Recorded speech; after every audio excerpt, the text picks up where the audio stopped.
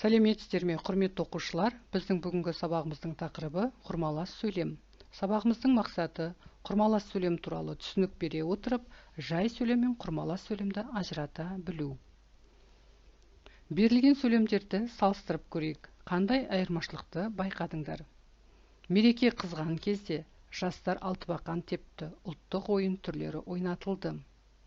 Осы жай сөйлемдерімізді құрмалас сөйлемге айналдырып көрсек, мереке қызған кезде жастар алтыбақан тепті және ұлттық ойын түрлері ойнатылды. Жай сөйлемде бір ғана ой білдірді, жеке сөздерден құралды, жеке сөйлемге сай дауыс ырғағы да ықшам айтылды, әр сөйлемнің аяқталғанына байланысты өзіндік айырымы бар дауыс ырғағымен айтылды. Ал құрмалас сөйлемге айналдырған кезде құрамында екі жай сөйлемнен құралып, күрделі ойды білдірді. Яғни бірінші сөйлемінде мереке қызған кезде жастардың алтыбақан тепкендігі, екінші сөйлемде ұлттық ойын түрлерінің ойнатылғандығы және баяндауыштары тиянақты екінші сөйлеммен және дейтін жалғаулық шылау арқылы байланысқан.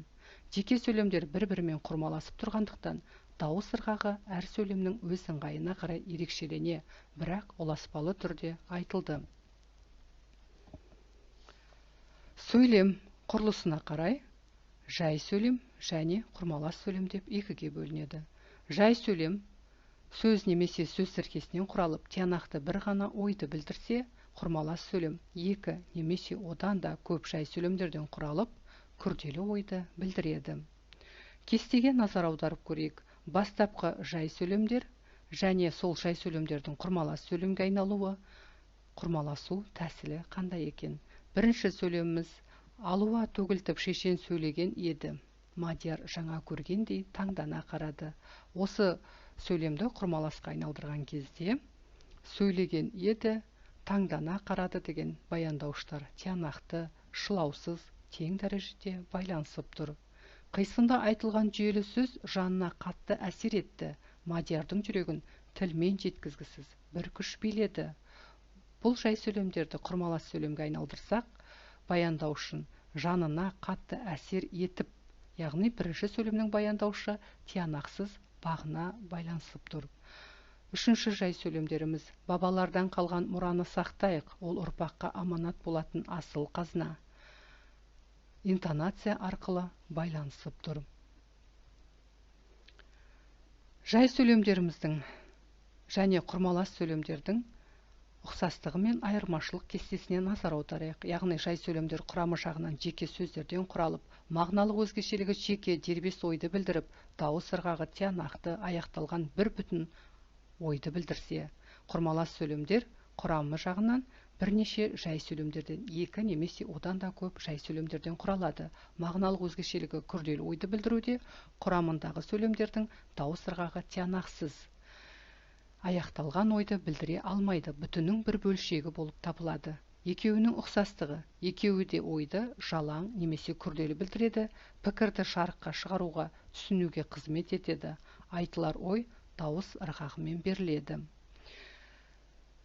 Жалпы құрмаластың құрамындағы жай сөйлемдер үш түрлі әдіспен байланысады. Бірінші интонация арқылы іргелес байланысу, екінші жалғаулық шылаулар арқылы, үшінші құрмаластың құрамындағы жай сөйлемнің баяндаушы тиянақсыз тұлғада келіп, келесі жай сөйлеммен ұласпалы түрде құрмаласа байланысу. Бірінші сөйлемде: ақымақтың ақылы білегінде, ақылдының ақылы жүрегінде. Жаман іс дүниені кемітеді, жақсы іс дүниені кеңітеді. Осында біздің құрмалас сөйлемдеріміз интонация арқылы іргелес байланысып тұр. Яғни білегінде, жүрегінде кемітеді, кеңітеді. Бұл сөйлемдердің баяндауыштары. Бас болмақ оңай, бірақ бастамақ қиын. Бірақ дейтін жалғаулық шылау арқылы байланысып тұр. Екінші әдісі. Үшінші: мыңның түсін білгенше, бірдің атын біл. Бірлік болмай, тірлік болмас. Білгенше, болмай деген жай сөйлемнің баяндауыштары тиянақсыз тұлғада келіп, келесі сөйлеммен құрмаласа, ұласпалы түрде құрмаласып тұр. Кез келген жай сөйлемдер бір-бірімен байланыса бермейді. Бір бүтін құрмалас болу үшін олардың мағыналық, тұлғалық және интонациялық дауыс ырғағы үйлесімділігі де болуы керек. Мысалы, мына берілген жай сөйлемдерді құрмалас сөйлемге айналдырып көрейік. бір-бірімен үйлеспейтін жай сөйлемдер. Қыз ерте түсті, үні алысқа кетті. Әділ жүгіре жөнелді ме? Жай сөйлемдерде айтылған ойларда мағыналық байланыс, үйлесім жоқ. Бір күрделі ойдың құрамына бұл сөйлемді жинақтауға келмейді. Екінші, бір-бірімен үйлесетін жай сөйлемдер. Мысалы, қыз ызғары қатты, көктем лебі сезіледі, жер бусана бастады деген жай сөйлемдерді құрмалас сөйлемге айналдыруға болады, яғни бір бүтін сөйлем жасауға болады.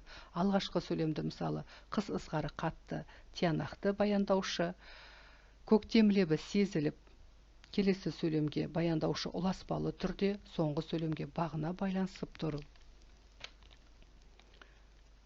Құрмалас сөйлем құрамындағы жай сөйлемдердің арасын байланыстырудағы амал тәсілдердің негізінде үш түрге бөлінеді: салалас құрмалас, сабақтас құрмалас және аралас құрмалас. Мысалдарға назар аударайық. Көктем шыға ауыл ерекше күйге бөленді, бала шағаға дейін шаруаның қамына кіріседі.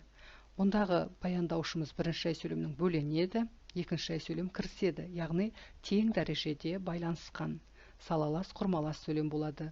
Енді осы сөйлемді сабақтас құрмаласқа айналдыратын болсақ, бірінші жай сөйлемнің баяндаушын ерекше күйге бөленіп, яғни бөленіп деп келесі сөйлемге бағына байланыстыратын болсақ, бірінші сөйлем бағыныңқы, екінші басыңқы сыңардан тұратын болса, бұл сабақтас құрмалас болады. Ал аралас құрмалас болу үшін құрамында үш немесе одан да көп жай сөйлем болу керек. Яғни көктем шыға ауыл ерекше күйге бөленіп, сабақтасып байланысып тұр. Бала шағаға дейін шаруаның қамына кіріседі, салаласа байланысып тұр. Кешегі жас бала кәдімгідей көмекшіге айналады. Бұл жерде салаласып та, сабақтасып та байланысу түрі болғандықтан бұл аралас құрмалас болады. Салалас құрмалас құрамына қарай ыңғайлас, қарсылықты, себеп салдар, түсіндірмелі, талғаулы, кезектес, салалас құрмалас деп 6 түрге бөлінеді. Сабақтас құрмалас шартты, қарсылықты, себеп салдар, қимылсын, мезгіл, мақсат бағыныңқылы сабақтас құрмалас деген 6 түрге, яғни салалас та, сабақтас та 6 түрге бөлінеді. Бұнымен біз келесі сабақтарда жеке танысатын боламыз. Сабағымызды бекіту үшін тест жұмысын жасап көрейік. Бірінші сұрақ: құрмалас сөйлемнің жай сөйлемнен айырмашылықтарын табыңыз. Құрамы жағынан кем дегенде екі жай сөйлемдерден құралып, күрделі ойды білдіретін сөйлем құрмалас сөйлем. Екінші сұрақ: құрмалас сөйлем дегеніміз не? Екі немесе одан да көп жай сөйлемнен құралып, күрделі ойды білдіретін сөйлем. Дұрыс. Үшінші сұрақ: құрамыдағы жай сөйлемдердің баяндауыштары тиянақты тұлғада келіп, бір-бірімен өзара тең дәрежеде байланысқан құрмалас сөйлемнің түрі. Яғни бұл салалас құрмалас сөйлем. Төртінші сұрақ: құрмалас сөйлемнің түрлерін анықтаңыз. Құрмалас сөйлемнің түрлері: салалас, сабақтас, аралас. Дұрыс. Салалас құрмалас сөйлемді табыңыз. Кебін киген келмейді, кебенек киген келеді. Дұрыс. Яғни баяндауыштары тиянақты тең дәрежеде байланысқан. Алтыншы сұрақ: сабақтас құрмаласты ажыратыңыз.